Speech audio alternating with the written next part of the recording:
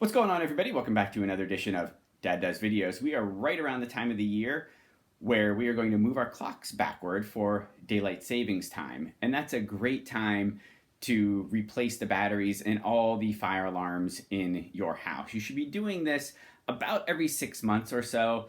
So it's common practice to do it every time you move the clocks backward and then forward in the late winter, even though that's only about 5 months from now. We have the First Alert 7010 photoelectric fire and smoke alarm. So I'm going to be showing you how to replace the battery in that thing right there. And it's really fast and really easy. On this model of fire alarm, you'll see a little door right here. And on that door, there's a little bubble. You're just going to stick your finger in that bubble and pull straight out. You'll see our current 9-volt battery in there.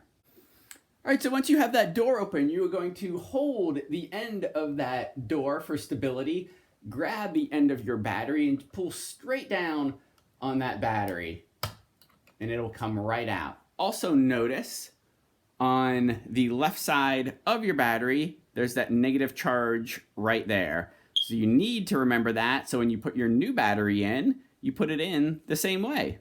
And speaking of that new battery, here we are, we've got that negative charge on the left side. We're just going to, again, grab the end of the door and slide that battery with a negative charge on the left side right in, push it up into the door, and push your door back in place. That's it, everybody. Thanks for watching.